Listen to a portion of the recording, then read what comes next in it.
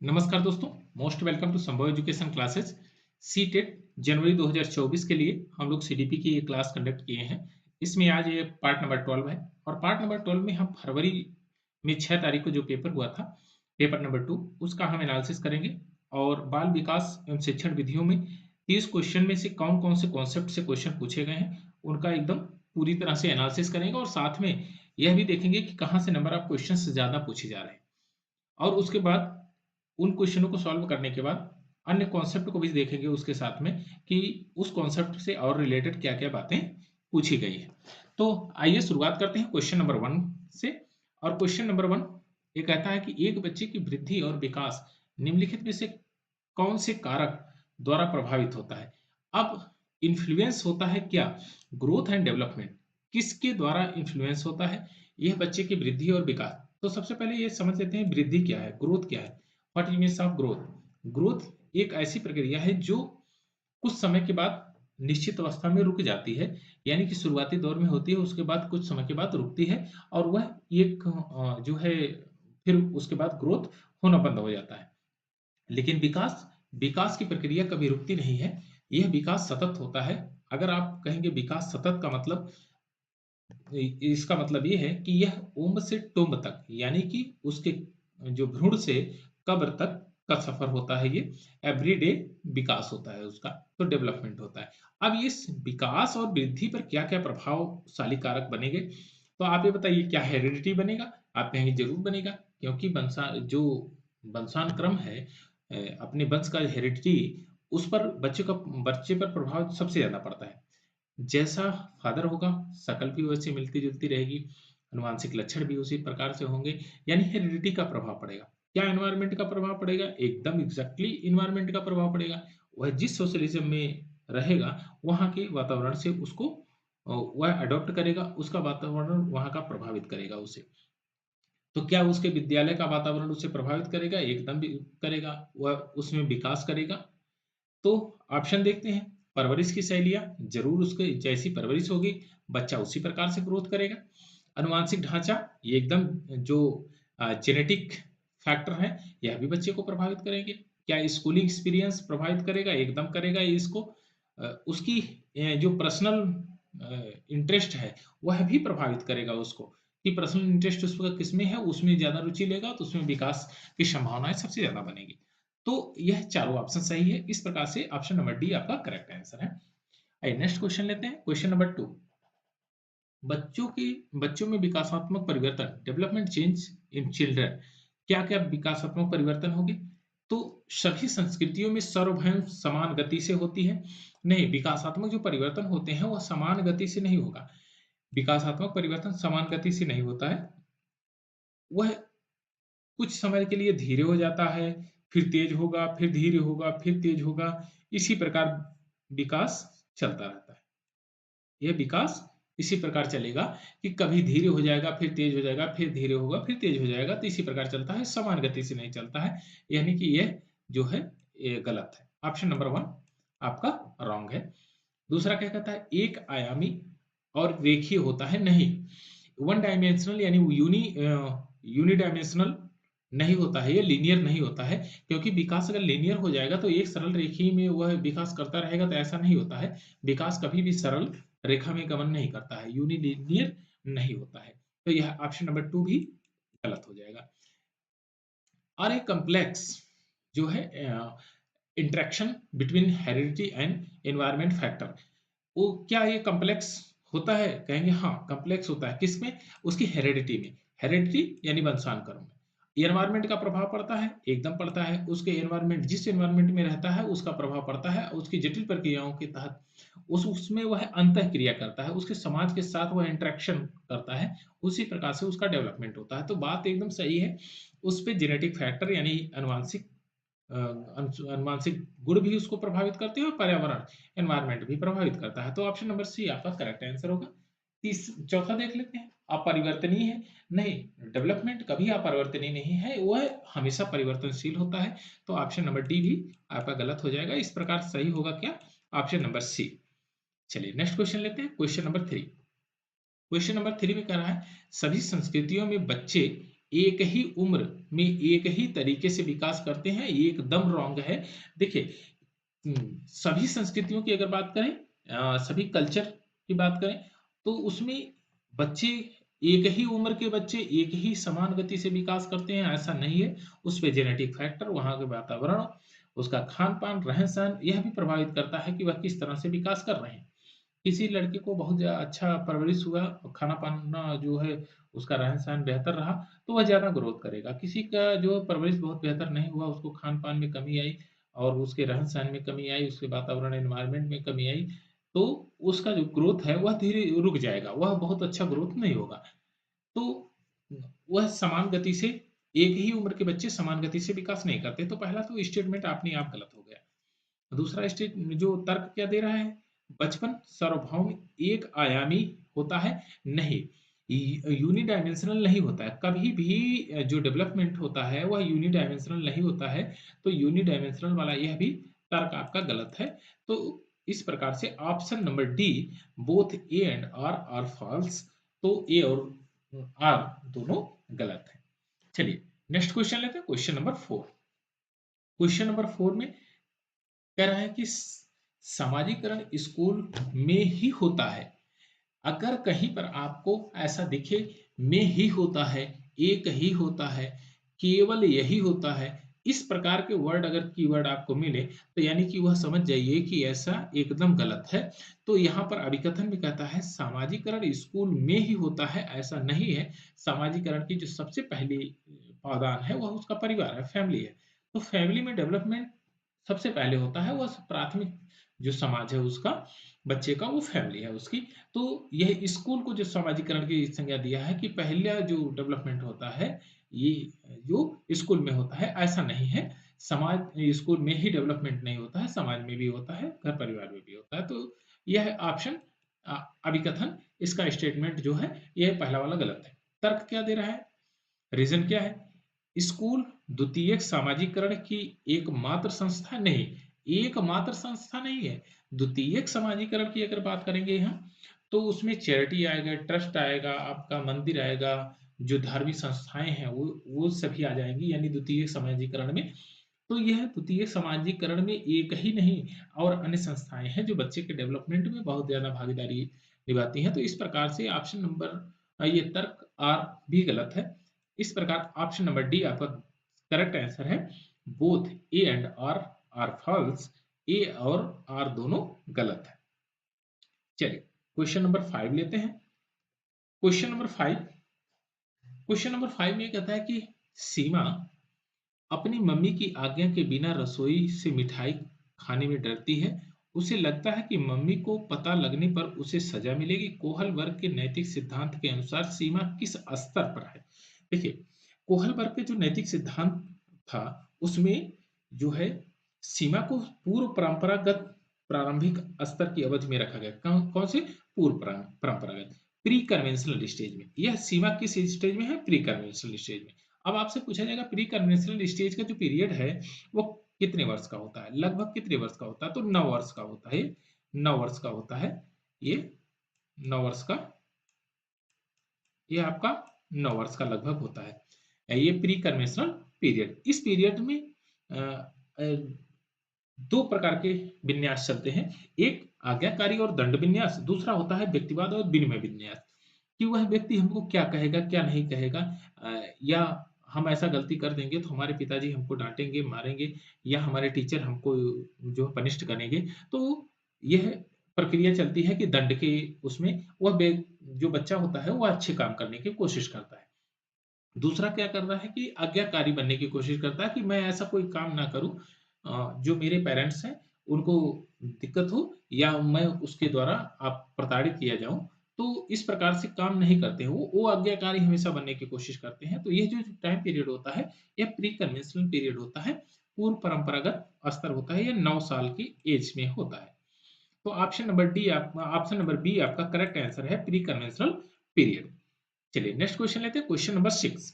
Question number 6 में आपसे कह रहा है जीन पियाजे के अनुसार संज्ञानात्मक विकास किस प्रक्रिया का सुगम होता है, किस प्रक्रिया द्वारा सुगम होता है। तो ये होता है अडॉप्टेशन, अडॉप्टेशन द्वारा ये जो संज्ञानात्मक विकास की प्रक्रिया को हम सुगम बना सकते हैं। What it means of adaptation? जो सहज प्रकृति वातावरण से हम किसी चीज को हम ग्रहण कर लेते हैं, अनुकूलन अपने अनुकूल बना लेते हैं, इसी को बोलते हैं एडेप्टेशन यानी अनुकूलन। तो जीन पियाजे के अनुसार जो कहता है कि जीन पियाजे उनके अनुसार वातावरण के साथ समायोजन की जो प्रक्रिया सहज होती है, बच्चे उसी प्रकृति में अनुकूलन करते हैं, यानी कि उसको एडॉप्ट करते हैं। इसी प्रक्रिया को जो प्रकृति द्वारा प्रदत्त और सारे एनवायरनमेंट के फैक्टर हैं, उसको जब सहजता से अपने अंदर ग्रहण कर लेते हैं, उसको बोलते हैं अडॉप्टेशन। तो यह अडॉप्टेशन होता है जो विकास की प्रक्रिया को काफी सुगम बना देता है। तो ऑप्शन नंबर आपका ए करेक्ट आंसर हो जाएगा। चलिए नेक्स्ट क्वेश्चन लेते हैं, क्वेश्चन नंबर 7। क्वेश्चन नंबर 7 में आपको दिया गया है और जीन पियाजे द्वारा प्रस्तावित विशेषताओं के साथ चरणों को सही सुमेलित करना है। जीन पियाजे ने 4 चरण में क्लासिफाई किया था बच्चों के डेवलपमेंट का। पहला था संवेदी चालक अवस्था। संवेदी चालक की अवस्था की अगर बात करेंगे तो यह पीरियड होता है 0 से 2 साल। 0 से 2 साल होता है। पूर्व संक्रियात्मक पीरियड यानी प्री ऑपरेशनल पीरियड क्या होता है? यह 2 से 7 साल होता है। और कंक्रीट ऑपरेशन पीरियड क्या होता है? 7 से 11 साल का होता है। और फॉर्मल ऑपरेशन जो पीरियड होता है, यह पीरियड आपका 11 साल से एडोलेसेंट तक होता है। 11 साल से लेकर एडोलेसेंट तक, यानी कि आपका जो है वयस्कता तक, आप कहेंगे एडोलेसेंट वयस्कता तक। तो इसमें कुछ ऐसे देखिए, संवेदी चालक की अवस्था। संवेदी चालक की अवस्था क्या होती है? जब छोटा सा बच्चा रहेगा तो वो कितना वो रहेगा, जाहिर सी बात है सेंसिटिव रहेगा और संवेदी चालक बनेगा। तो वो क्या करता है कि अपनी ज्ञानेंद्रियों द्वारा चीजों को अनुभव करता है, यानी कि इंद्रियों का शिक्षक होता है वो। वह इंद्रियों द्वारा चीजों को अडॉप्ट करता है। वह अंतरंग में व्यवहार करता है, यानी अपने अंदर ही अंदर एक तरह से व्यवहार करता है। कभी कभी आप बच्चे को देखते होंगे हंसने लगता है, अपने आप हंसने लगता है।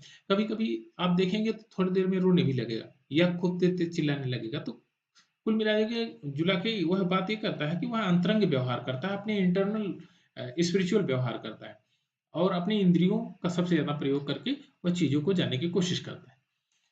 दूसरा क्या है? 2 से 7 जो साल का पीरियड है वो प्री ऑपरेशन पीरियड है। प्री ऑपरेशन पीरियड में बच्चा ये 2 से 7 साल में भाषा को सीखता है। सबसे पहले क्या है? भाषा का विकास होता है, डेवलपमेंट ऑफ लैंग्वेज, भाषा का विकास होता है। दूसरा अपरिवर्तनीय पीरियड है और वह अहम केंद्रित होता है स्वयं। आप देखिए छोटे से बच्चे को आप कोई खिलौना दीजिएगा, जनरल वे में समझिए, आप कोई खिलौना ले आके दीजिए, आप स्वयं खरीद के ले आए हैं, अगर उसके हाथ में खिलौना दे दिए फिर दोबारा मांगने लगिए, वह नहीं देगा आपको। वो कहेगा नहीं नहीं ये हमारा है। उसमें क्या होता है? अहम केंद्रवाद जो जन्म लेता है कि ये हमारा है, हमारा है, हमारा है, हमारा है। तो यह चीजें उसमें ज्यादा डेवलपमेंट होती है। और वह जीववाद का एकदम जीता जागता उदाहरण होता है जीववाद का। तो और उसके बाद 7 से 11 साल का जो पीरियड होता है मूर्त संक्रियात्मक पीरियड होता है।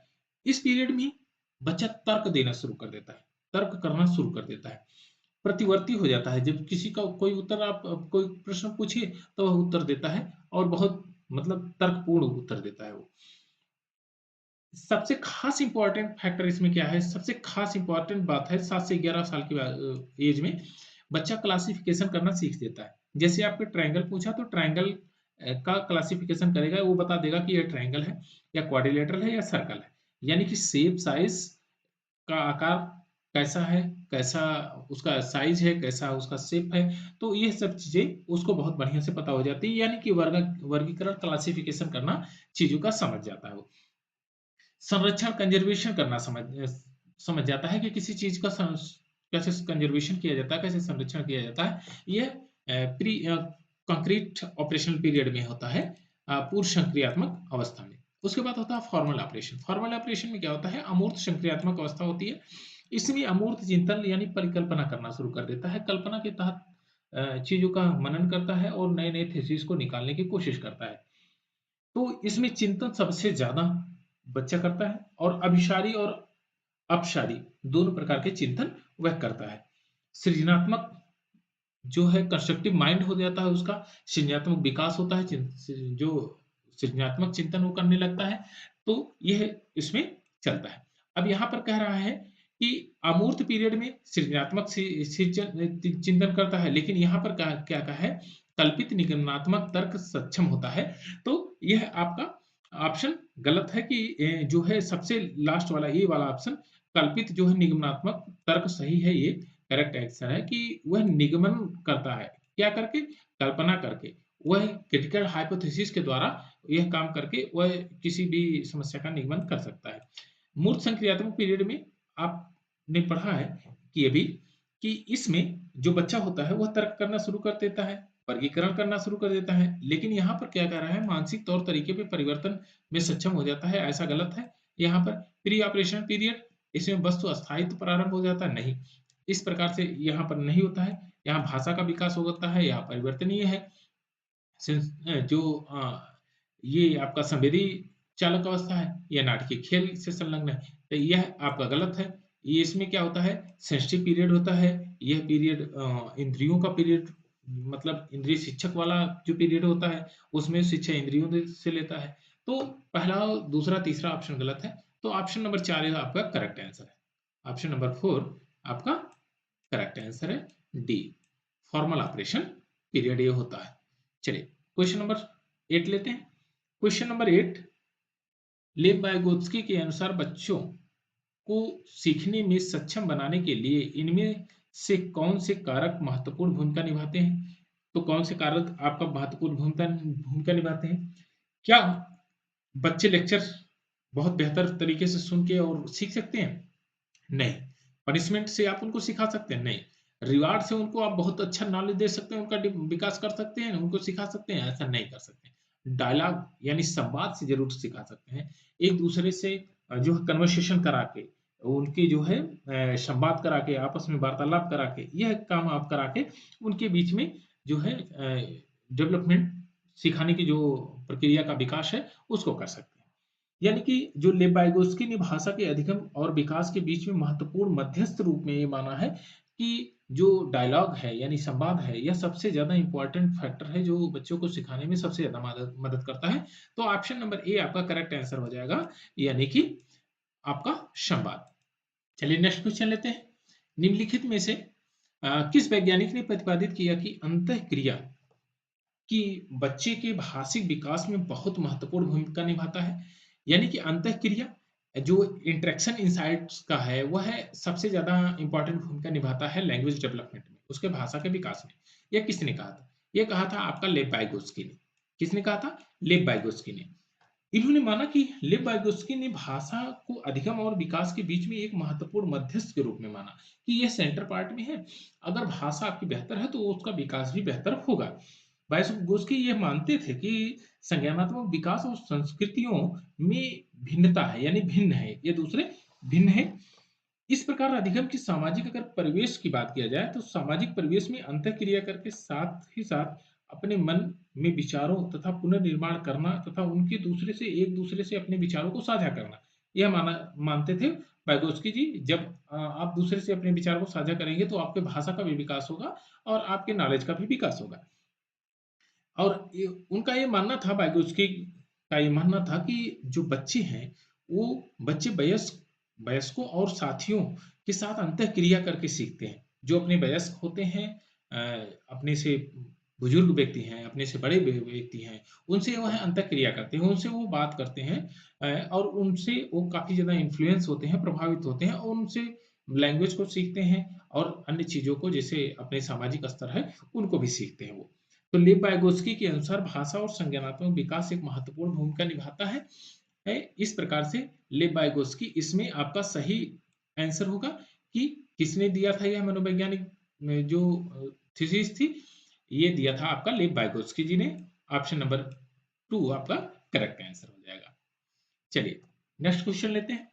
क्वेश्चन नंबर 10, तार्किक गणितीय बुद्धि की क्षमताओं में क्या शामिल है? देखिए, जो मैथमेटिकल लॉजिकल मैथमेटिकल इंटेलिजेंस है, उसमें क्या शामिल होता है? उसमें तर्क होता है, उसमें तर्क होता है, किसी पैटर्न को होता है पहचानना, किसी नंबर सीरीज को पहचानना होता है, कि नंबर का कैलकुलेशन पहचानना होता है, किसी भी शेप को मैथमेटिकल टर्म में कैसे हम उसको कैलकुलेट कर सकते हैं। जैसे ज्यामिति की अगर बात करें तो उसमें हम शेप को देखकर ये बता सकते हैं कि यह शेप कौन सा शेप है और इसमें कौन कौन से फॉर्मूले लगेंगे, क्योंकि शेप के ज्यामिति शेप के आधार पे इसका कैलकुलेशन होता है। जैसे हमने एक कोई लिया figure Pythagoras right angle triangle यानी समकोण त्रिभुज, तो हम ये बताएंगे कि इसमें पाइथागोरस थ्योरम लगेगी। क्या किया हमने, उसके फिगर का एनालिसिस किया, उसके चित्र का एनालिसिस किया, चित्र के एनालिसिस करने के बाद उसके एंगल का एनालिसिस किया। जब हमने यह सब चीजें एनालिसिस करके यह विश्लेषण किया कि यह राइट एंगल ट्रायंगल है, फिर हमने ये पढ़ा भी था कि इसमें राइट एंगल ट्रायंगल में पाइथागोरस थ्योरम लगती है। तो इसका मतलब वह पैटर्न को पहचान गया है। तो देखिए यहाँ पर ऑप्शन नंबर ए में क्या कहता है, छवियों तथा हेरफेर ग्राफिक्स कौशल में, ग्राफिक्स कौशल का कोई इसमें मतलब नहीं है, तो ये काटिए। आपका ऑप्शन नंबर ए तो ए से गलत हो गया। दूसरा सुर लय ताल, इसमें ए भी काटिए, क्योंकि मैथमेटिक्स में सुर लय ताल का कोई बहुत विशेष मतलब नहीं होता है। विशिष्ट पेंचो और स्वर और लय के बीच अंतर करना, यह भी आपका ऑप्शन नंबर सी भी गलत है। ऑप्शन नंबर डी एक ही बचा है, तो इसी को आप सही मार दीजिए। एक बार लेकिन पढ़ लीजिए। पूर्व ज्ञान के आधार पर वर्गीकरण करना, क्लासिफिकेशन करना, पैटर्न को पहचानना और विचारों के बीच में संबंध स्थापित करना, एकदम करेक्ट आंसर है। ऑप्शन नंबर डी आपका करेक्ट आंसर है। चलिए नेक्स्ट क्वेश्चन लेते हैं, क्वेश्चन नंबर 11। क्वेश्चन नंबर 11 में किशोरों को जेंडर भूमिका तथा रूढ़िवादियों के प्रति दृष्टिकोण और मूल्यों को निर्धारित करने के विज्ञापन और फिल्में एक बड़ा प्रभाव डालती हैं। क्या होता है कि जब आप फिल्मों को देखते हैं तो आपके ऊपर बहुत ज्यादा प्रभाव पड़ता है। आप फिल्म देख के आइए, देखिए, तो आप मन ही मन में गाने को गुनगुनाने लगते हैं। वह गाना शायद एक ही बार सुने होंगे, लेकिन आपके दिमाग में वह चीजें बहुत कंसंट्रेट होकर सुनते हैं, इसलिए वह एक छवि बनाती है और आराम से वो छप जाता है। और जिसको बार बार आप गुनगुनाते हैं, उसको रिपीटिशन करते हैं, तो वह आपको एकदम मन हो जाता है, याद हो जाता है, कहीं लिख के याद करने की जरूरत नहीं होती। तो आप बताइए शॉर्ट टाइम में जब वो गाना इतना प्रभावित आपको करता है, तो उसके जो अ, कहानी है वह आपको प्रभावित नहीं करेगी, ऐसा तो असंभव है। वह भी प्रभावित करती है। ये रूढ़िवादियों के जो दृष्टिकोण से उसका मूल्यांकन निर्धारित करने के लिए जो विज्ञापन होते हैं, जो फिल्मों का एक बहुत बड़ा अहम रोल होता है, ये प्रभावित करते हैं। तो कथन आपका एकदम सही है। कथन आपका स्टेटमेंट एकदम सही है। अब तर्क क्या दिया जाता है, मीडिया सामाजिकरण की एक शक्तिशाली संस्था है। एकदम बात सही है, शक्तिशाली संस्था है। अब क्या कहता है कि इस शक्तिशाली संस्था अगर है, तो कैसे शक्तिशाली संस्था है। देखिए, अगर मीडिया की बात करते हैं, इस समय सोशल मीडिया सबसे ज्यादा सक्रिय है। आप कोई भी चीज अगर आप मीडिया पे डालिए, तो देखिए थोड़े ही समय में वायरल हो जाती है और लोग उससे अवेयर हो जाते हैं। और उसका अगर वो अच्छी चीजें हैं तब तो उससे सीखते हैं, अच्छी चीजें नहीं है तो उसका अपोज भी करते हैं। तो मीडिया इस सामाजिकरण में सबसे शक्तिशाली एकदम प्राथमिक संस्था है। तो ऑप्शन नंबर ये तर्क भी इसका सही है। इस प्रकार से ऑप्शन नंबर ए आपका करेक्ट है, आंसर सही है। Both A and R are correct है। और जो है इसकी आर, ए की आर सही व्याख्या करता है। तो ऑप्शन नंबर ए आपका करेक्ट आंसर है। चलिए नेक्स्ट क्वेश्चन लेते हैं, क्वेश्चन नंबर 12। अब क्वेश्चन नंबर 12 में कहता है कि विभिन्न पृष्ठभूमियों के बच्चों को सिखाने की जो सुविधा है, सुविधा के लिए शिक्षकों को चाहिए कि वे जो डाइवर्सिटी, मतलब जैसे आप ये कह सकते हैं कि जो ऐसे बच्चे हों जो शारीरिक और मानसिक रूप से विक्षिप्त हों, और वे और अन्य जैसे सोशल, इकोनॉमिकल और फिजिकल से वो दुरुस्त नहीं है, अब उनको सिखाना है। उनको सिखाने के लिए शिक्षक को क्या करना चाहिए। तो आप बताइए कि गैर प्रासंगिक पाठ्यक्रम लागू करेंगे। ऐसा नहीं है कि गैर प्रासंगिक पाठ्यक्रम को अगर आप लागू कर देंगे तो उसमें बहुत अच्छी तरह से बच्चा सीख नहीं पाएगा। फिर क्या करना है, विभेदी विभेदित निर्देश लागू करें, यानी कि विभेदित निर्देश आप लागू करके यह काम कर सकते हैं। अच्छा, जब विभेदित निर्देश आप लागू करेंगे तो उसमें क्या किया जाता है कि यह समावेशी शिक्षा में आता है। जब विभिन्न पृष्ठभूमियों से अगर बच्चे आते हैं, एक ही जगह पे पढ़ते हैं, तो उसको समावेशी इंक्लूसिव एजुकेशन कहा जाता है। तो इंक्लूसिव एजुकेशन में क्या कहता है कि भिन्नताएं होती है। क्या भिन्नताएं होती हैं कि उसकी योग्यता के आधार पे, संस्कृति के आधार पे, शारीरिक और मानसिक क्षमताओं के आधार पे। अब क्या कहा गया, अगर यह चीजें यहाँ पर कही गई पृष्ठभूमियों से अलग आए, तो यानी कि इंक्लूसिव एजुकेशन की बात किया जा रहा है, तो इस प्रकार से विभेदीकरण निर्देश को लागू करें। तो यह बात एकदम सही है, इम्प्लीमेंट डिफरेंशिएटेड इंस्ट्रक्शन। तो ऑप्शन नंबर डी आपका करेक्ट आंसर है। मानवीकृत मूल्यांकन यह नहीं है। मानवीकृत मूल्यांकन यह गलत है। बहिष्करण प्रथाओं का आरंभ करें, यह तो एकदम गलत है, निरर्थक है। बहिष्करण प्रथा का एकदम वहां पर अभ्यास नहीं करना है। तो इस प्रकार से ऑप्शन नंबर बी करेक्ट है। अब सबसे इंपॉर्टेंट फैक्टर तो ये है कि हम भाई समावेशी शिक्षा के बारे में अगर थोड़ा सा जान लें तो और बढ़िया है, क्योंकि समावेशी शिक्षा से आपके क्वेश्चन पूछे ही जाएंगे और 2-4 क्वेश्चन तो रहेंगे ही रहेंगे। अब देखिए, समावेशी शिक्षा में क्या करना चाहिए, क्या शिक्षक को क्या पालन करना चाहिए कि चुनौतीपूर्ण, पिछड़े और विकलांग बच्चों सहित जो सभी के लिए एक समान शिक्षा देने का एक प्रोसेस और प्रक्रम अपनाना चाहिए कि सभी को समान शिक्षा मिलनी चाहिए। दूसरा क्या अगर करना चाहे तो कर सकते हैं कि विविध शैक्षणिक निर्देशन और रणनीतियों का उपयोग करना चाहिए और व्यक्तिगत छात्रों को सिखाने के लिए उसके गति का सम्मान करना चाहिए तथा प्रत्येक जो बच्चा है उसकी ओपिनियन को जान के उसको नकारा नहीं करना चाहिए कि आपका ओपिनियन सही नहीं है, आपका ओपिनियन लॉजिकल नहीं है, तो हम इसको नहीं मानेंगे। ऐसा नहीं करना चाहिए, सभी के ओपिनियन को मानना चाहिए। तीसरा क्या करते हैं, ऐसा वातावरण बनाना जिसमें बच्चा विविधता के साथ सीख सके और ना कि सीखने के लिए वातावरण बनाना चाहिए। जैसे कहने का मतलब जो है, बच्चा का जो विविधता है, डाइवर्सिटी है, उसमें वो बच्चा कुछ सीख सके। इस तरह से वातावरण आप मत बनाइए कि वह खुद उन लोगों से अलग हो जाए, डिस्ट्रैक्ट हो जाए कि भैया मैं तो भाई विविध आदमी हूँ, मैं थोड़ा-सा शारीरिक रूप से कमज़ोर हूँ, तो इसलिए मैं नहीं सीख सकता हूँ। इस तरह से नहीं बनाना चाहिए। या कोई मानसिक रूप से कमज़ोर है, तो मैं नहीं सीख सकता हूँ, अगला आदमी सीख सकता है। इस तरह से विभेद नहीं बनाना चाहिए। तो आपका ऑप्शन नंबर बी आपका करेक्ट आंसर है, विभेदित निर्देश लागू करें। चलिए, चलिए नेक्स्ट क्वेश्चन लेते हैं, क्वेश्चन नंबर 13। क्वेश्चन नंबर 13 में असेसमेंट की बात करता है आकलन। आकलन क्या है? आकलन के बारे में बात किया जाता है। आकलन को ऑप्शन नंबर ए कहता है कि आकलन को अधिगम की दिशा में होना चाहिए। जिसका आकलन करना है, इससे निर्धारित होना चाहिए कि क्या पढ़ाना है। नहीं, पढ़ाने का जो अधिगम है, वह अधिगम की प्रोसेस दूसरा है। आकलन आप उसके साथ में असेसमेंट कर रहे हैं, उस बच्चे का असिस्ट कर रहे हैं, तो उसमें पढ़ाना ये निर्धारित नहीं आप कर सकते आकलन से। तो यह आपका ऑप्शन नंबर ए गलत हो जाएगा। ऑप्शन नंबर बी क्या कहता है?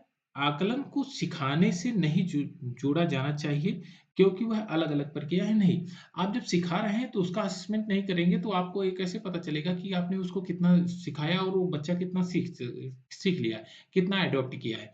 तो इसमें दोनों प्रक्रियाएँ साथ-साथ चलती है, तो इसलिए ऑप्शन नंबर बी भी गलत हो जाएगा आपका। ऑप्शन नंबर सी क्या कह रहा है? आकलन को बच्चों के समान क्षमता समूहों, धीमे सीखने वाले बुद्धिमान बच्चों के पृथक समूह बनाने के लिए इस्तेमाल किया जाना चाहिए। नहीं, आप पृथक समूह बनाने की तो इसमें बात ही नहीं है कि आप जब आकलन करिए तो पृथक समूह करके आकलन नहीं करना है और सभी का साथ में ही आकलन करना है। जब आप सभी को समान शिक्षा दे रहे हैं तो समान आकलन होना चाहिए। तो यह ऑप्शन नंबर सी आपका गलत हो जाएगा और एक ही ऑप्शन बचा है, ऑप्शन नंबर डी आपका करेक्ट आंसर हो जाएगा। लेकिन पढ़ लीजिए एक बार। असेसमेंट को बच्चों को सिखाने की तैयारी से लेकर शिक्षण अधिगम प्रक्रिया का एक अभिन्न अंग है। किससे? जो अधिगम, जो सिखाने की तैयारी है, उससे लेकर शिक्षण प्रक्रिया अधिगम प्रोसेस तक, ये उसका अभिन्न अंग है। तो यह आपका बात सही है, ऑप्शन नंबर डी आपका करेक्ट आंसर है। चलिए नेक्स्ट क्वेश्चन लेते हैं, क्वेश्चन नंबर 14। क्वेश्चन नंबर 14 में एक प्रगतिशील कक्षा में सिखाना। अब ऑप्शन दिया है प्रगतिवादी, निष्क्रिय है, दूसरा है सक्रिय और सामाजिक है, तीसरा है परीक्षा उन्मुखी है, चौथा है पाठ्य पुस्तक पर केंद्रित है। तो देखिए, यहाँ पर 2 ऑप्शन तो सीधे ही से काट दीजिए। परीक्षा उन्मुखी का कोई मतलब है नहीं क्योंकि बाल शिक्षा में परीक्षा उन्मुखी का कहीं भी ज़िक्र नहीं किया गया है और पाठ्य पुस्तक केंद्रित नहीं होनी चाहिए क्योंकि बाल शिक्षा है तो बाल केंद्रित होनी चाहिए। यह 2 चीज़ें, 2 ऑप्शन तो एकदम गलत हो गए। व्यक्तिवादी तो होगा नहीं क्योंकि व्यक्तिवादी इंडिविजुअलिस्टिक एंड पैसिव नहीं होगा या निष्क्रिय नहीं होना चाहिए, ये सक्रिय होना चाहिए। असक्रिय होगा किसके? और समाज के साथ में। तो ये ऑप्शन नंबर बी आपका करेक्ट आंसर हो जाए ना होगा। अच्छा, अब जो प्रगतिशील शिक्षा है उसके बारे में थोड़ा-सा जान लेते हैं। देखिए, प्रगतिशील शिक्षा का जो अवधारणा दिया था वो जॉन डीवी ने दिया था। जॉन डीवी ने, और जॉन डीवी कहाँ के रहने वाले थे? अमेरिका के। क्या जॉन डीवी साइकोलॉजिस्ट थे? नहीं, जॉन डीवी फिलॉसफर थे। तो इन्होंने जो प्रगतिशील शिक्षा की अवधारणा को के प्रस्ताव को प्रस्तुत किया था। इन्होंने कहा कि इस बात पर जोर दिया इन्होंने कि शिक्षा केवल प्रायोगिक दृष्टिकोण से होता है, इसलिए छात्रों को अनुकूलन और अधिगम हेतु अपने वातावरण के साथ बातचीत करना चाहिए, एक दूसरे से इंटरेक्शन होना चाहिए, एक दूसरे से कन्वर्सेशन होना चाहिए। जब एक दूसरे से बात करेंगे तो उनके विचारों को भी समझेंगे और अन्य चीजों के बारे में भी समझकर नई नई समस्याओं जो जन्म लेती हैं उनका वो क्रिटिकल थिंकिंग करके उसका एवेल्युएशन भी कर सकते हैं, उसका निदान भी कर सकते हैं। तो प्रगतिशील शिक्षा इस बात पर जोर देती है कि ज्ञान प्रत्यक्ष अनुभव और शिक्षकों तथा साथियों की सक्रिय सहयोग से उत्पन्न होता है। यानी कि शिक्षक के साथ आप इंटरेक्शन करिए, आप जो है जो लड़के आपके दोस्त हैं, फ्रेंड हैं, जो उसके सर्कल में हैं, तो उनसे भी अट्रैक्ट होकर उनसे भी बात करिए। तो उससे क्या होता है, सहयोगात्मक जो अधिगम होता है वह पनपता है और उसमें नई नई विचारधाराएं जन्म लेती है। तो इस प्रकार से यह सक्रिय और सामाजिक क्रिया है। तो ऑप्शन नंबर बी आपका करेक्ट आंसर है। चलिए नेक्स्ट क्वेश्चन लेते हैं, क्वेश्चन नंबर 15। क्वेश्चन नंबर 15 में कहता है शिक्षकों को बच्चों का मूल्यांकन के लिए मानवीकृत पाठ्यक्रम एवं प्रक्रियाओं का पालन करना चाहिए। अब देखिए ध्यान से कि यहाँ पर मानवीकृत की बात किया गया है, इंडिविजुअलिस्टिक की बात किया गया है। जो मानवीकृत पाठ्यक्रम है, जो मानवीकृत पाठ्यक्रम है स्टैंडर्डाइज जो कैरिकुलम की आपने बात किया है यहाँ पर, तो ये स्टैंडर्डाइज जो कैरिकुलम है वह नहीं होना चाहिए। अगर ये किसी पर्टिकुलर टर्म के लिए होगा तो कोई ऐसा बच्चा होगा जो उसको नहीं अंडरस्टैंडिंग करेगा तो वो पीछे हो जाएगा। तो सबके लिए एक समान तरीके से आप उसको मानवीय के पाठ्यक्रम लागू करेंगे तो इस तरह से वो बेहतर डेवलपमेंट नहीं कर सकेगा। तो ऑप्शन नंबर 1 एकदम गलत है। दूसरा क्या कहता है, समावेशी शिक्षा का उद्देश्य मतभेदों को खारिज कर सभी को समान बनाने की दिशा में काम करना चाहिए। देखिए, समावेशी शिक्षा में सबको समान शिक्षा का अधिकार है, लेकिन आप सभी को समान दृष्टिकोण से, एक ही दृष्टिकोण से सभी को देखेंगे तो ऐसा संभव नहीं। कुछ बच्चे उसमें जो बहुत बेहतर लगेंगे, बहुत अच्छे रहेंगे, तो उनके साथ आपको ज़्यादा अट्रैक्ट होना है, उनके उनके साथ ज़्यादा आपको कन्वर्सेशन करना है। जब आप उससे ज़्यादा कन्वर्सेशन करते हैं, तो वो बहुत ज़्यादा आपसे अट्रैक्ट होके और चीज़ों को सीखते हैं। तो इसमें समावेशी शिक्षा में टीचर को उसके साथ में ज़्यादा इन्वॉल्व होके काम करना पड़ेगा और उसको बताना पड़ेगा, उसको सिखाना पड़ेगा। क्योंकि कुछ ऐसे बच्चे होते हैं जिनका जो शारीरिक और मानसिक स्तर बहुत बेहतर नहीं होता है और कुछ ऐसे कुशाग्र बच्चे होते हैं जिनका मानसिक और शारीरिक स्तर बहुत अच्छा होता है, आईक्यू लेवल बहुत बढ़िया होता है, तो उनको ज़्यादा शिक्षा देने की ज़रूरत होती है। तो इस प्रकार से यह भी तर्क आपका गलत है। इस प्रकार both are correct, both are incorrect. तो ए और आर दोनों इनकरेक्ट है। ऑप्शन नंबर डी इसमें करेक्ट आंसर हो जाएगा। नेक्स्ट क्वेश्चन लेते हैं, क्वेश्चन नंबर 16। क्वेश्चन नंबर 16 में कह रहा है एक विशिष्ट आवश्यकता वाले बच्चे एक समावेशी कक्षा में प्रवेश लेते हैं। एक समावेशी कक्षा में अगर वो प्रवेश लेते हैं तो इसमें स्टेटमेंट है पहला, सामान्य बच्चों के साथ में सीखना, विशिष्ट बच्चों का सामान्य बच्चों के साथ में सीखना अवास्तविक है। ऐसा नहीं होता है। अगर समावेशी शिक्षा है तो सबको समान जगह पे, एक ही जगह पे बिठा के समान शिक्षा दी जाती है, उसको बोलते हैं समावेशी शिक्षा। इसको इंक्लूसिव एजुकेशन। तो इंक्लूसिव एजुकेशन में विशिष्ट बच्चों के लिए विशिष्ट एजुकेशन की बात नहीं किया गया है, इसलिए ऑप्शन नंबर 1 आपका गलत है। यह ऑप्शन नंबर 1 आपका ये गलत है। अच्छा, इसमें सबसे मेन चीज है, आप की पॉइंट देखिए और की पॉइंट को समझने की कोशिश करिए। जहां पर केवल की बात किया गया है, जहां पर रिश्ता की बात की गई है, जहां पर निगेटिव टर्म की बात की गई है, उस ऑप्शन को काट दीजिए। आप इजीली उस क्वेश्चन को सही कर ले जाएंगे। देखिए यहाँ पर दिया गया पहले में विशिष्ट बच्चों का जो सामान्य बच्चों के साथ में सीखना अवास्तविक है, अवास्तविक नहीं होता है। यहाँ पर इंक्लूसिव एजुकेशन में अवास्तविक जो है निगेटिव टर्म है, यह अनरियलिस्टिक, यह आपका निगेटिव टर्म है, इसको काट दीजिए, यानी कि ऑप्शन नंबर 1 गलत हो गया। दूसरा क्या कहता है, दूसरा देखिए, children without special needs are the demonstrative to learn.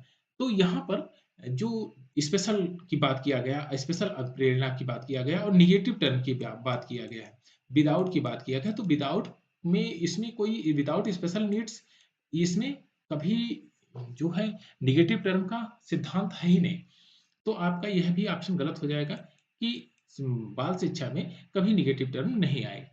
तो और तीसरा क्या कहता है, शिक्षकों को शिक्षण की पद्धतियों में बदलाव की आवश्यकता होती है। एकदम करेक्ट आंसर है कि शिक्षकों में जो शिक्षण पद्धतियां हैं इसमें चेंजिंग करना चाहिए। कि कोई बच्चा बहुत बेहतर सीखता है, कोई बच्चा धीरे सीखता है, तो सबको एक समान तरीके से सिखाना तो ज़रूरी है, लेकिन जो बेहतर सीखता है उसको और प्रोग्रेसिव करना चाहिए और उसके साथ शिक्षा नीतियों को चेंज करना चाहिए। तो यह तो बात एकदम सही है। अब चौथा आपका ऑप्शन, इसमें से सभी बच्चों के साथ कार्य करने की क्षमता और अलग-अलग दृष्टिकोण को तुल्य करने की कौशल दृष्टि होनी चाहिए। देखिए, आपको जब आप शिक्षक हैं और आप पढ़ा रहे हैं, तो आपको प्रत्येक बच्चे का दृष्टिकोण समझना चाहिए कि वह किस दृष्टिकोण का व्यक्ति है, किस दृष्टिकोण का बच्चा है, वह कितनी अंडरस्टैंडिंग रखता है। जब आप असेसमेंट करते हैं, इवैल्यूएशन करते हैं, तो आपको ये उस बच्चे के जो भावात्मक गुण हैं, जो अंडरस्टैंडिंग है, जो आईक्यू लेवल है, उसका पता चल जाएगा। तो उस पर बहुत ज़्यादा अ, दृढ़ होने की ज़रूरत नहीं होती है। उसको उसी लय में क्वेश्चन दीजिए और सॉल्व कराइए और उसके साथ में उसी तरह से इंटरैक्ट करिए। क्योंकि बच्चा जो है, वो एक तरह से अपने मनोभाव को आपके सामने व्यक्त करता है। कोई पिछड़ा वर्ग का बच्चा होगा, लेकिन उसके हो सकता है आईक्यू लेवल बहुत बेहतर हो। तो यह ज़रूरी नहीं कि वह पिछड़ा है, तो वह दिमाग से भी पिछड़ा होगा। तो उसके साथ में उसी हिसाब से व्यवहार करना चाहिए कि जैसा वो क्वेश्चन रेज़ करे, उसी के हिसाब से अपने बदलाव को चेंज करके, अपने शिक्षण पद्धति को चेंज करके आपको उसको शिक्षा देना पड़ेगा। तो यह ऑप्शन नंबर 4 भी करेक्ट है, यानी दृष्टिकोण तुल्य उसके साथ में रखना है। तो आपका तीसरा और चौथा सही है। तीसरा और चौथा यानी कि ऑप्शन नंबर बी आपका करेक्ट आंसर है। ऑप्शन नंबर बी आपका करेक्ट आंसर है। आइए नेक्स्ट क्वेश्चन लेते हैं, क्वेश्चन नंबर 17। क्वेश्चन नंबर 17 में कह रहा है, प्रतिभाशाली अधिगमकर्ताओं के संदर्भ में लीक से हटकर सोचने का इस्तेमाल करने के लिए किया जाता है। किस पर किया जाता है? अभिसारी लो लेवल चिंतन होता है या हाई लेवल चिंतन होता है? अब कन्वर्जेंस होता है, यानी अभिसारी सोच होती है, अनम्य सोच या अपसारी सोच होती है। देखिए, पहले इस चीज को समझते हैं। जो डाइवर्ज होता है, डाइवर्जन, तो डाइवर्जन क्या होता है? किसी लीक से हटकर, यहाँ पर जब हिंदी के टर्म को तो आप देखेंगे, पूरे हिंदी के टर्म को, तो हिंदी के टर्म में कुछ कंफ्यूजन आ जाए, हिंदी के टर्म के साथ में इंग्लिश के टर्म को पढ़िए, देखिए आपको समझ में आएगा। डाइवर्जन का मतलब होता है किसी तरह से मुड़ जाना, यानी कि यहाँ पर कह रहा है लीक से हटकर सोचने का इस्तेमाल किया जाता है, यानी कि वह जो रूट है उससे डाइवर्स हो रहा है, तो यह होता है डाइवर्जन थिंकिंग। जो डाइवर्जन थिंकिंग होता है, वह अलग दिशा में सोचकर, वह क्रिटिकल माइंड होता है, वह अलग दिशा में सोचकर उसका एवेल्युएशन करता है। तो यह यहाँ पर हो जाएगा आपका डाइवर्जन थिंकिंग। डाइवर्जन थिंकिंग यानी अपसारी सोच, अपसारी सोच। चलिए नेक्स्ट क्वेश्चन लेते हैं, क्वेश्चन नंबर 18। क्वेश्चन नंबर 18 में कह रहा है, शिक्षा में समावेश का क्या अर्थ है? यानी कि समावेशी, inclusive education. What is means of inclusive education? ऐसा एजुकेशन जहां पर सभी बच्चों को एक ही जगह पर समान शिक्षा का अधिकार दिया जाए, समान शिक्षण प्रक्रिया कराई जाए, उसको बोलते हैं समावेशी एजुकेशन। अब समावेशी एजुकेशन में सबसे इंपॉर्टेंट फैक्टर ये होता है कि इसमें विभिन्न परिवेश से आए हुए बच्चे होते हैं, चाहे वो आर्थिक स्थिति से पिछड़े हों या सामाजिक स्थिति से पिछड़े हुए हों या शारीरिक हो या मानसिक रूप से पिछड़े हुए होते हैं। तो उन बच्चों को एक प्रकार की जो गुणवत्ता वाली शिक्षा होती है, उनको समान रूप से देना जरूरी होता है। अब ऑप्शन देखिए, ऑप्शन क्या कहता है कि ऑप्शन नंबर 1, विशेष विद्यालयों में विकलांग शिक्षा का प्रबंध करना चाहिए। विकलांग कोई होता ही नहीं है। देखिए, विकलांग का मतलब ही नहीं है यहाँ पर, तो आपको विकलांग वर्ड यूज ही नहीं करना है। ये बहुत नेगेटिव सेंस का वर्ड है, जो है बच्चों के प्रति विकलांग शब्द का नहीं यूज करना है। और यहाँ पर यह ऑप्शन गलत हो जाएगा, क्योंकि वहां पर विविधता की बात करेंगे कि शारीरिक रूप से विविध है, कमजोर है, मानसिक रूप से कमजोर है, लेकिन उसको विकलांग नहीं कहा जा सकता। और यहाँ पर ऑप्शन नंबर 1 आपका गलत हो जाएगा। दूसरा क्या करते हैं, सभी बच्चों को गुणवत्ता पूर्वक शिक्षा का प्रावधान करना चाहिए, यानी कि जो प्रोविजन होना चाहिए सभी के लिए, तो क्वालिटी ऑफ एजुकेशन सभी के लिए समान होना चाहिए। और ये एकदम बहुत बढ़िया ये ऑप्शन है। ऑप्शन नंबर बी आपका करेक्ट आंसर। अगर ऑप्शन नंबर बी करेक्ट हो गया तो दोनों फॉल्स हो जाएगा। चलिए फिर भी देख देते हैं ऑप्शन नंबर सी में क्या करता है। प्रतिभाशाली बच्चों के लिए विशेष विद्यालय, नहीं विशेष वाला टर्म काटिए, यहाँ पर अगर समान शिक्षा की बात किया जाएगा तो विशाल विशेष का कोई मतलब ही नहीं है, तो विशेष शिक्षा का कोई मतलब नहीं है। तो ऑप्शन नंबर सी आपका करेक्ट है, ये गलत हो जाएगा। चौथा क्या कहता है, समावेशी जो व्यवस्था है उसमें विशेष बच्चों के लिए अलग अलग वर्गों का प्रावधान होना चाहिए, अलग अलग नहीं। यहाँ पर अगर इंक्लूसिव एजुकेशन की बात किया गया है, तो यानी कि समान शिक्षा की बात किया गया, तो अलग अलग कोई मतलब नहीं है। तो ऑप्शन नंबर डी भी आपका गलत हो जाएगा। इस प्रकार से option number B is the correct answer. Next question लेते हैं, question number 19। Question number 19, dyslexia is the most important question है। हर बार ये क्वेश्चन पूछा जाता है सीटेट में। Dyslexia, what it means of dyslexia. Dyslexia क्या होता है कि जब पठन की जो पाठ करने की जो प्रक्रिया होती है उसमें बहुत ज्यादा त्रुटि करता है बच्चा। अब त्रुटि वो कैसे करता है, अब समझिए इसको। जैसे कोई एक लाइन स्टेटमेंट लिखी हुई है, तो इसमें से कुछ चीजों को यहाँ से गैप कर देगा, कुछ चीजों को आउट कर देगा, और फिर यहाँ से उड़ के ये दूसरे वाले टर्म को यहाँ पर पढ़ना शुरू कर देगा, यानी कि बीच के टर्म को गायब कर देगा। पढ़ने में उसको दिक्कत आएगी। इसीलिए पठन वैकल्य कहा गया। वैकल्य का मतलब होता है यह कंठ से जो भी बातें निकलती है उसको बोलते हैं वैकल्य, और पाठ करने में जिसको कठिनाई होती है उसको बोलते हैं पठन वैकल्य। तो बताइए, क्या हियरिंग में? हियरिंग नहीं होगा। पढ़ने में एकदम सही है, बोलने में गलत है, सुनने में गलत है, यानी कि option number B is the correct answer. Option number B आपका करेक्ट आंसर। चलिए नेक्स्ट क्वेश्चन लेते हैं, क्वेश्चन नंबर 20। क्वेश्चन नंबर 20 में एक कह रहा है कि निम्नलिखित में से कौन सा समावेशी कक्षाओं की विशेषता नहीं है। ये करेक्टरिस्टिक इंक्लूसिव एजुकेशन नहीं है। यहाँ पर इंक्लूसिव एजुकेशन की नहीं की बात किया गया है। देखिए, यह सकारात्मक अधिगम है, एकदम करेक्ट है। समावेशी जो शिक्षा है वो कोऑपरेटिव लर्निंग है, यह सकारात्मक अधिगम है। तो ऑप्शन नंबर ए तो एकदम सही हो जाएगा। लेकिन यहाँ पर पूछा क्या है, आपसे पूछा गया है कि यह गलत है। तो यह आपका ऑप्शन तो यह नहीं होगा। दूसरा क्या कहते हैं, सीखने के लिए सर्वभौम डिजाइन होनी चाहिए। ठीक है, यूनिवर्सल डिजाइन होनी चाहिए, तभी तो आप उसको सिखा सकते हैं। सभी के लिए समान शिक्षा का उपयोग किया जा रहा है यहाँ पर। और तीसरा है उपयुक्त समायोजन होना चाहिए, और जो बेहतर है सभी के लिए इक्वल एकोमोडेशन होना चाहिए। तो यह भी आपका सही है, उपयुक्त समावेशन।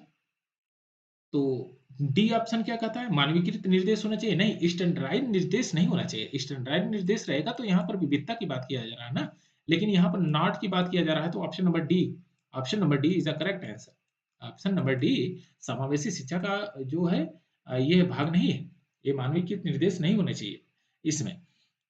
तो ऑप्शन ऑप्शन नंबर डी आपका करेक्ट आंसर होगा। चलिए नेक्स्ट क्वेश्चन लेते हैं, क्वेश्चन नंबर 21। क्वेश्चन नंबर 21 में कह रहा है माध्यमिक स्कूलों में शिक्षकों को क्या करना चाहिए। अब माध्यमिक स्कूल में जो शिक्षक हैं उनको एक रूप से कठोर परिचर्चा पाठ्य चर्चा। अब देखिए यहाँ पर कुछ ऐसे टर्म दिए जाएंगे कि जहां पर बहुत आसानी से आप क्वेश्चन कभी ना लगाए हैं तो भी आप इसको सॉल्व कर लेंगे। देखिए कैसे, एक रूप में कठोर पाठ्य चर्चा। कठोर पाठ्य चर्चा का कोई मतलब ही नहीं है, क्योंकि बाल शिक्षा में कठोर का कहीं पर कोई जिक्र नहीं है। आप सॉफ्टनेस बनेंगे, बच्चों को उसके साइकोलॉजी से ट्रेस करना है, ना कि उनके शारीरिक और मानसिक रूप से उत्पीड़न करके। मानवीकृत क्या आकलन करेंगे, कभी नहीं करेंगे। स्टैंडर्डाइज आकलन कभी नहीं होगा। क्या परीक्षा के दृष्टिकोण से परीक्षा लेकर आप उसको स्टैंडर्डाइज करेंगे, यह भी नहीं करेंगे।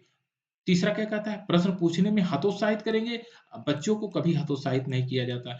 अब एक ही ऑप्शन बचा है, ऑप्शन नंबर डी ये करेक्ट आंसर होगा। देखिए सिखाना जो है, सिखाना कि कैसे सीखते हैं को प्रोत्साहित करना है। यहाँ पर आपको प्रोत्साहित करना है कि उसको शिक्षकों को कैसे सिखाना है, यह कैसे सीखते हैं, वह चीजें उस पर लागू होती हैं। यानी माध्यमिक स्कूलों में शिक्षकों को सिखाना कि कैसे सीखते हैं बच्चे, इसके लिए प्रोत्साहित करना है।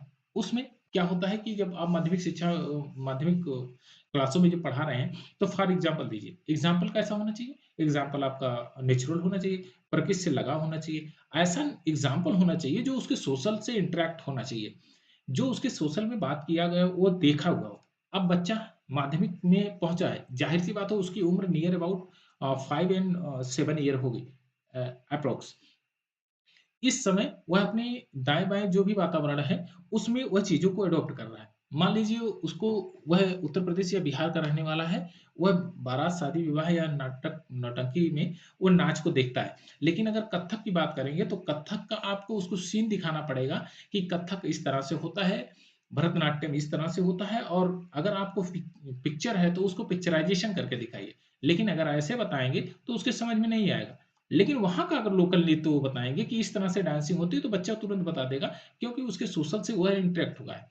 तो इस प्रकार से आपको उसको सिखाना है कि कैसे उसको सिखा सकते हो, उसको प्रोत्साहित करना है। तो आपका ऑप्शन नंबर डी इसका करेक्ट आंसर हो जाएगा।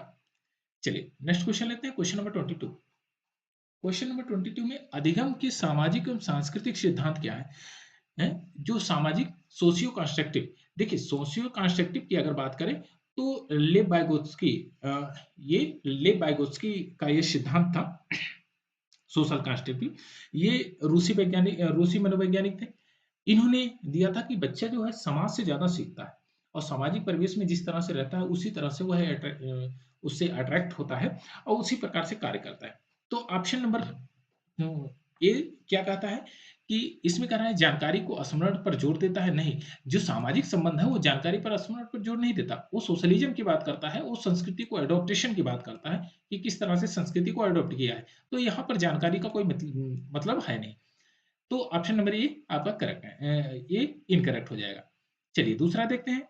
प्रमुख रूप से शिक्षक के निर्देशन की भूमिका पर जोर देता है, नहीं। शिक्षक के निर्देशन की भूमिका तो समाजीकरण में है ही नहीं।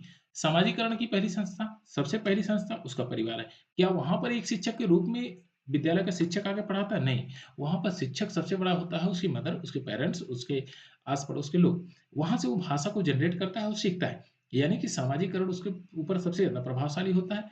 तो यहाँ पर ऑप्शन नंबर बी आपका इनकरेक्ट हो जाएगा। ऑप्शन नंबर सी क्या कहता है, सीखने का सामाजिक संदर्भ की भूमिका अहम रखते हैं, एकदम सही है। जो सीखने की जो प्रक्रिया है वो सामाजिक संदर्भ यानी सोशल कॉन्ट्रैक्ट में अगर बात करें, सोशल कॉन्ट्रैक्ट में बात करें तो इसकी भी एक अहम भूमिका होती है। यानी कि जिस तरह से व्यक्ति विशेष समाज में रहता है, वो एक सेंटेंस बोलते हैं कि व्यक्ति जैसा जिस समाज में रहता है उसी के अनुरूप अपने को आपको ढालता है, उसी के अनुरूप अपनी बातें करता है और उसी के अनुरूप वह बन जाता है। तो यह समाज का प्रभाव पड़ता है, तो ये उसमें समाज उस सबसे अहम भूमिका निभाता है। तो आपका option number C is the correct answer. अब डी को भी देख लेते हैं। पुनर्बलन और सजा का इस्तेमाल, सजा और पुनर्बलन बाल शिक्षा में है ही नहीं यार, इसका कोई मतलब ही नहीं दोस्त। तो ये option number D is a incorrect हो जाएगा। तो ऑप्शन नंबर सी आपका केवल करेक्ट आंसर होगा और 22 का option number C correct answer. चलिए नेक्स्ट क्वेश्चन लेते हैं, क्वेश्चन नंबर 23। क्वेश्चन नंबर 23, पियाजे और बैगोत्स्की के अनुसार सीखना किस प्रकार होता है? क्या होता है कि सीखना, what is means of learning, इनका दोनों का क्या प्रक्रिया थी? तो पहला देखिए अनुसरण। अनुसरण तो जीन पियाजे ने जो दिया था, ये जीन पियाजे का जो सिद्धांत था, इन्होंने कहा कि बालक की उम्र, जो बालक के जो बच्चा है उसकी उम्र ये डिफाइन करती है वह किस स्टेज में क्या क्या सीखेगा। जबकि बायगोत्स्की जी ने कहा कि बालक की उम्र नहीं डिफाइन करती है, उसका सोशलिज्म डिफाइन करता है वो किस तरह से सीखता है। तो इस प्रकार से दोनों में ये डिफरेंस था। जीन पियाजे ने जो सिद्धांत दिया था वो 0 साल से दिया था, यानी कि 0 से 2 साल से, 0 से लेकर 11 साल यानी एडोलिसेंट तक, आप समझिए एडोलिसेंट तक, ये एडोलिसेंट का पीरियड था। लेकिन बायगोस्की ने क्या दिया था, सोशियो सोशियो कंस्ट्रक्टिव का दिया था, यानी कि सामाजिक जो सामाजिकरण की व्यवस्था है वह बच्चे के ऊपर सबसे ज्यादा प्रभाव डालती है। तो क्या यहाँ पर अनुकूलन प्रभाव डालेगा?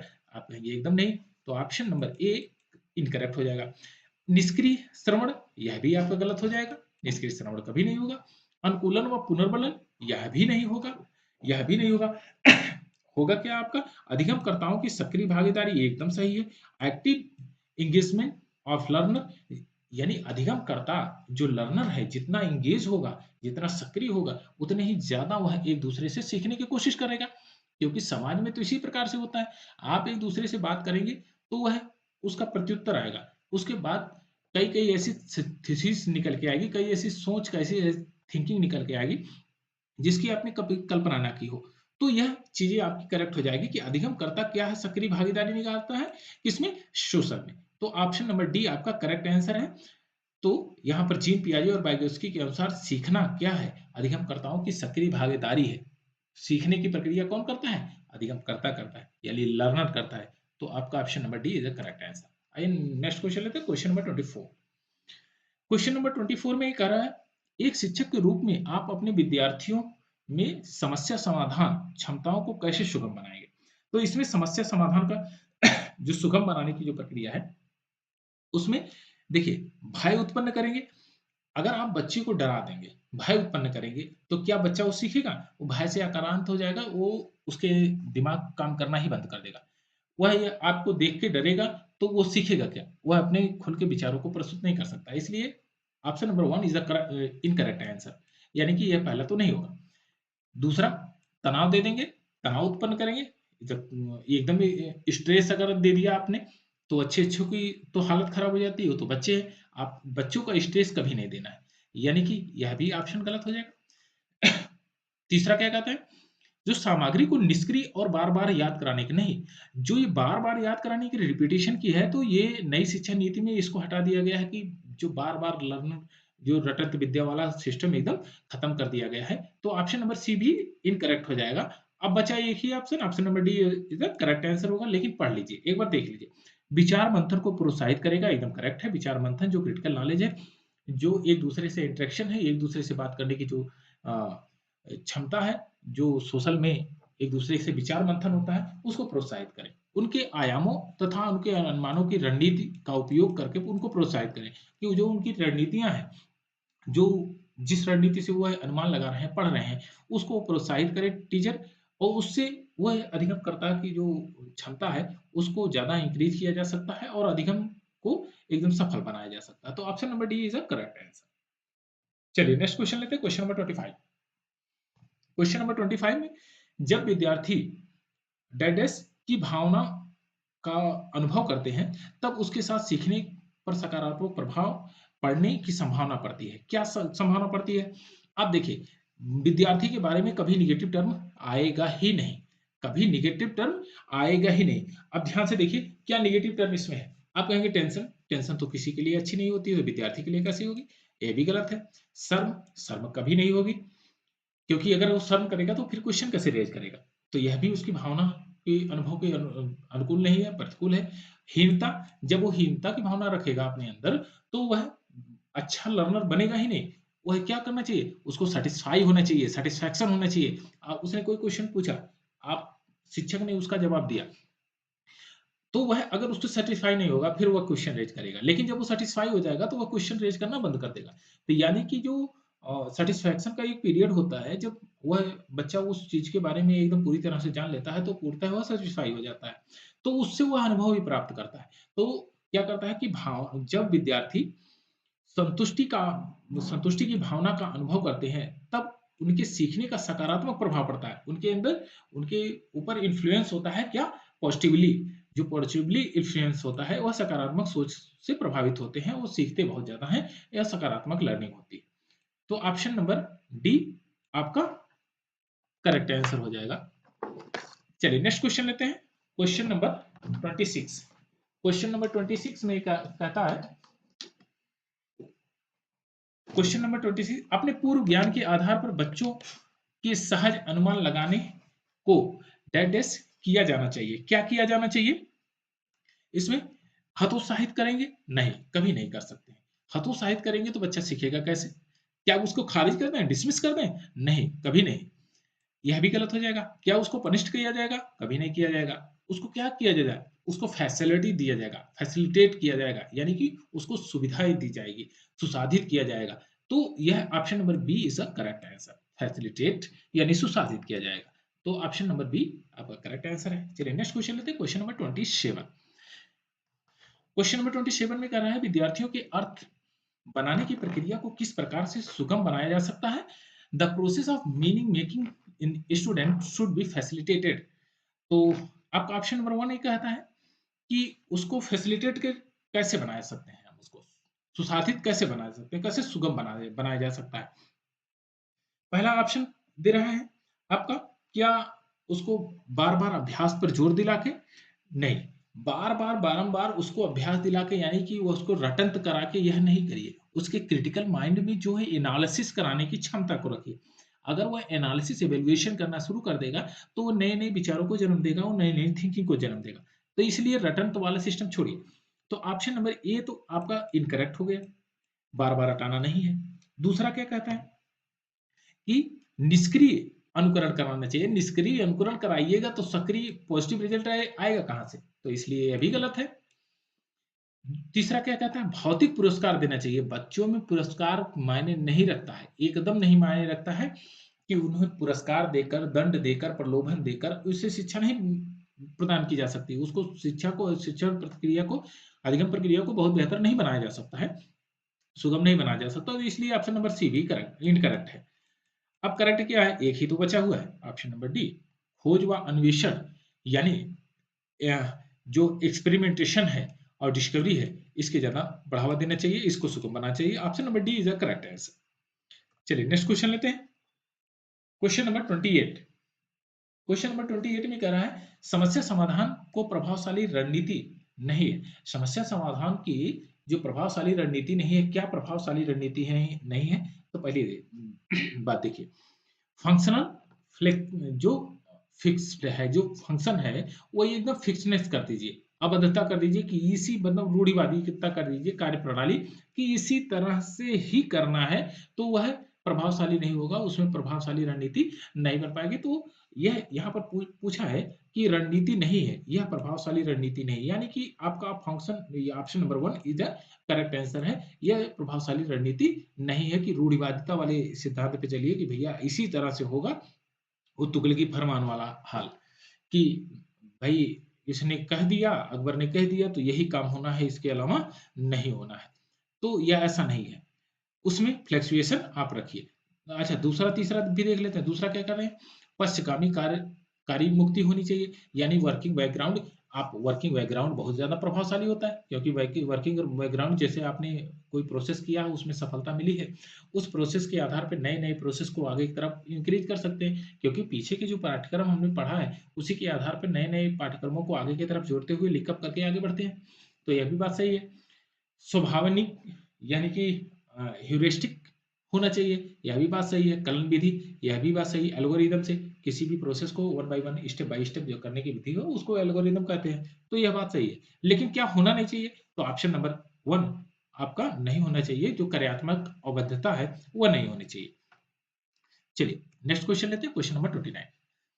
एक सामाजिक रचनावादी कक्षा कक्ष को सिखाना यानी सीखने, तो जो सोशियो कंस्ट्रक्टिव क्लासरूम है वो लर्निंग का प्रोसेस कैसे अपनाता है। जो सोशियो कंस्ट्रक्टिव जो क्लासरूम है उसमें क्या कहा जाता है क्या वह निष्क्रिय रूप से काम करता है, नहीं, वह निष्क्रिय रूप से नहीं काम करता है। सोशियो कंस्ट्रक्टिव का मतलब उस समाज की रचनावादी विचारधारा होनी चाहिए, जो कंस्ट्रक्टिव माइंड होना चाहिए। तो क्या वह निष्क्रिय होगा, कभी नहीं होगा। समाज कभी निष्क्रिय नहीं है, समाज हमेशा सक्रिय है। तो दूसरा क्या कहता है, दूसरा ऑप्शन नंबर 2 कहता है कि स्वरूप सामाजिक होना चाहिए, एकदम बात सही है। जब समाज की बात कर रहा है, सामाजिक कंस्ट्रक्शन की बात कर रहा है, कंस्ट्रक्टिव माइंड की बात कर रहा है, रचनावादी की बात कर रहा है, तो समाज के रूप में उसको रचनावादी होना चाहिए। तो यह समाज का स्वरूप सामाजिक हो, यानी कि इसका स्वरूप सामाजिक होना चाहिए। हाइज ये सोशल कैरेक्टर होना चाहिए, बात सही है। पाठ्य पुस्तक पर आधारित, जब समाज की बात किया गया तो पाठ्य पुस्तक पर आधारित नहीं होनी चाहिए। परीक्षा केंद्रित तो कभी होनी नहीं चाहिए। तो आपका option number B is the correct answer. चलिए इस सेशन का लास्ट क्वेश्चन लेते हैं, question number 30। Which of the following factor contribute to children failure, यानी कि कह रहा है कि निम्न में से कौन सा कारक बच्चों की विफलता के लिए जिम्मेदार है। कौन सा कारक ऐसा है कि जो बच्चों की विफलता के लिए जिम्मेदार है। तो ऑप्शन नंबर 1 क्या कहता है, व्यक्तिगत पाठ्य चर्चा। व्यक्तिगत पाठ्य चर्चा, यह भी बात सही है, यह भी जिम्मेदार है। आप इंडिविजुअलिस्टिक करिकुलम आप करिए तो यह विफलता के लिए जो है पाठ्यक्रम इंपॉर्टेंट, यह भूमिका बहुत ज्यादा निभाता नहीं है। दूसरा क्या है, संदर्भी पाठ चर्चा, यह भी आपकी बहुत ज्यादा भूमिका नहीं निभाता। सक्रिय पाठ चर्चा जो स्पाइरल करिकुलम है, यह भी नहीं। पाठ्य चर्चा का मानवीकरण, पाठ्य चर्चा का अगर मानवीकरण कर देंगे, इंस्टीट्यूशनलाइजेशन कर देंगे, तो वह विफलता का सबसे बड़ा कारण बनेगा। व्यक्तिगत पाठ्यचर्चा क्या होते हैं, इंडिविजुअलिस्टिक पाठ्यचर्चा जो होती है वह किसी निश्चित पाठ्यक्रम को लेकर किसी व्यक्ति विशेष को देखकर भी वह करिकुलम को अपनाया जा सकता है। कि कोई कुशाग्र बुद्धि का व्यक्ति है, कोई कुशाग्र बुद्धि का बच्चा है, तो उसके ऊपर ज्यादा ध्यान दिया जाता है। जो निम्न उससे बच्चा है वह उसके ऊपर ध्यान तो दिया जाता है, लेकिन उसकी अपेक्षा वह ज्यादा अडॉप्ट नहीं कर सकता। तो जो बहुत बेहतर अडॉप्ट करता है उसको बेहतर थोड़ा एनवायरनमेंट दिया जाता है, तो जो इंडिविजुअलिस्टिक करिकुलम होता है उसको फॉलो करते हैं। संदर्भित पाठ्य चर्चा, यह भी विफलता का बहुत ज्यादा जिम्मेदार नहीं है, तो यह होना चाहिए। सक्रिय पाठ्य चर्चा, स्पाइरल करिकुलम, यह तो इंपॉर्टेंट है, यह होना चाहिए। और पाठ्यकर चर्चा ऐसी नहीं बनानी चाहिए जो इंस्टेंटलाइज हो, तो पाठ्य चर्चा अगर इंस्टेंटलाइज होगी तो विफलता का सबसे बड़ा कारण होगी। तो इसलिए पाठ्य चर्चा का मानवीकरण नहीं करना चाहिए, तो option number D is the correct answer. तो आपका यहाँ पर एक सेशन खत्म हुआ। नेक्स्ट वाला सेशन हम कल करेंगे और तब तक के लिए आप इसका आनंद लीजिए। Thank you.